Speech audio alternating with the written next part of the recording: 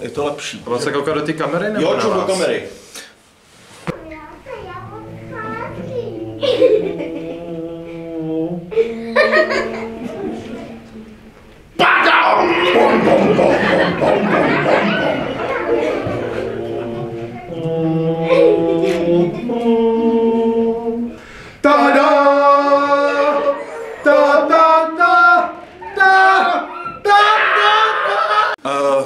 Cože byla otázka?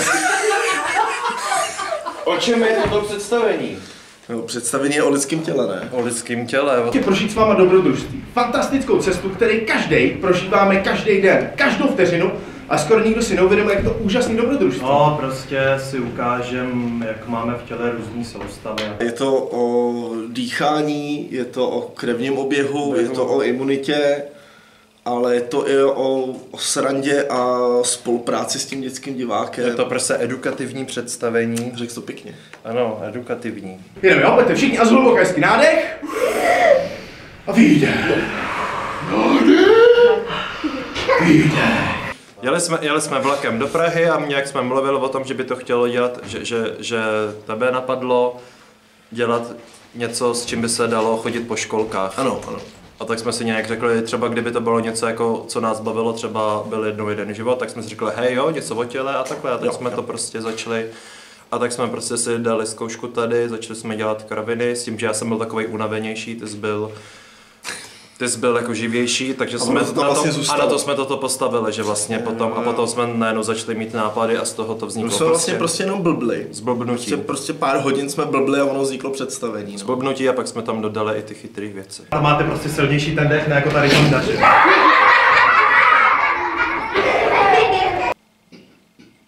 Děti, jo.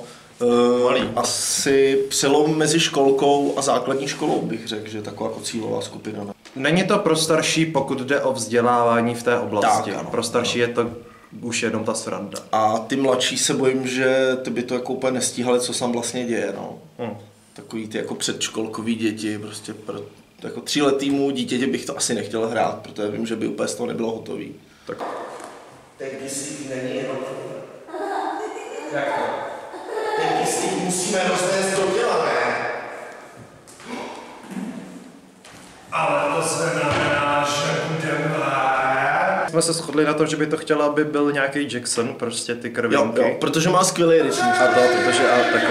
Takže jsme přemýšleli samozřejmě nad písničkou Blood on the Dance Floor, protože tam se zpívá Šikančana. O 5 minut později. A pak jsme se nějak shodli, že Billie Jean je asi jako jako nejjednodušší, takže jsme udělali jako, že ne přímo ten tanec, co dělá při Billie Jean, ale že děláme jako, že to jakože to lehce Jacksonový, ale ne moc Jacksonový. Jo, no. A pak je tam je to takový Jackson pro amatéry. Yes. Máte to? Já mám všechno. Co byste si dal? Že by... Kyslík! Proč červený krvinky? Proč ne třeba bílý? Bílí jsou tam taky. Bílí jsou v představení taky. Takže proč červený krvinky tancujou, nebo co je přesně dotaz? No. Protože Blood on the Dance Floor, podle mě jsme vycházeli z jo, a protože červený červený krvinky jsou něco ikonického pro krev, že jo? Tak proto jsme chtěli, aby měli vlastně taky vlastní písničku. A bílý krvinky prostě jsou od toho ne, aby tančili, ale aby chránili od zlých nemocí. Oni mají svoje poslání. Tak vidět, že ty se z toho něco naučil. Ano.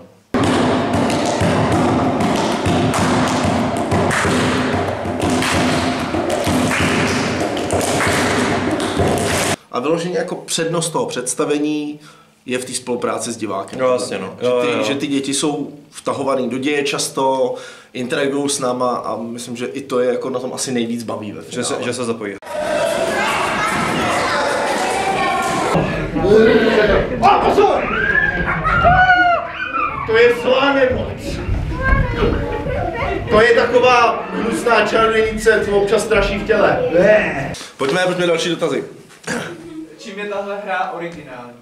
To není takový ten klasický příběh červený karkulky nebo já nevím, křemilka o chomůrky, ale je to prostě o putování po lidském těle, takže to je asi vlastně největší originál. No. Jakými těmi 3 slovy byste popsali tu hru? Jsme červený krvinky. nevím, jako 3 slova to asi... Prožijte to sami. Podívejte se na představení. Užijte si to Užijte. já bych řekl... Užijte si to, jo. Přijďte se podívat, ale na tomhle představení je super to, že vy se nemusíte chodit podívat, ale my přijedeme za vámi, abyste se na to podívali. Jasně, no, jo. Takže my přijedeme.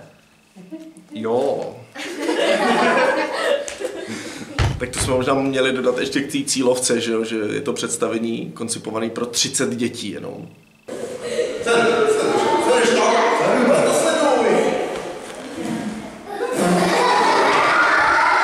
Já nevím, jaký 3 slova? Vzdělání a zábava a divadlo a nevím. Sranda, vzdělání, energie, děti. Energie to je něco, co my na konci už pak nemáme většinou, no. Dobře, tak... Tělo. Tělo, ano, tělo. Tělo, jo, to je výstižný. No, pojďte, další, pojďte! Všechno! Musíme tu nebo dostat! Nebo to jsme! A pojďte, zápět! Jako proč jsme udělali zrovna tohle představení? Jo. Tak chtěli jsme něco edukativního. Já nevím vlastně, jak jsme došli k nápadu, Já nevím, že to bude o lidském těle. No, takže asi, že nás to asi nejvíc prostě nahypilo.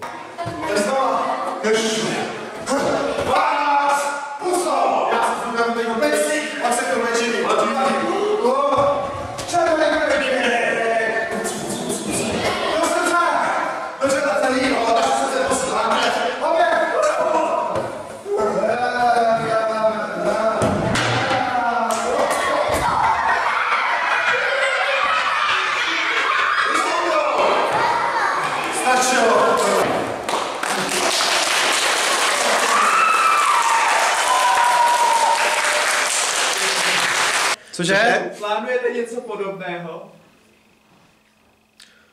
Tak byly debaty, že bychom udělali... Že bychom? Ano, pardon, že byly debaty, že bychom udělali něco podobného, třeba o smyslech, ale to zatím zůstalo jako v rovině debat. Ale jako edukativní furt máme na stole ten příběh Kapky vody, no.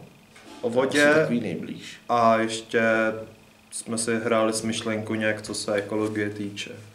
No, jo. Ne, ale bychom udělali jako plnohodnotný příběh jenom spojený právě s tou ekologií a... Já bych to nechtěla stříhat. Já taky ne. No tak zatím nejblíž asi nějaký realizaci furt je příběh inspirovaný Malým princem. Asi nejblíž opravdu. Ale to je takový víc jako větší, no. No to náročnější. Náročnější. Ale od něj si slibujeme hodně, to je pravda zase.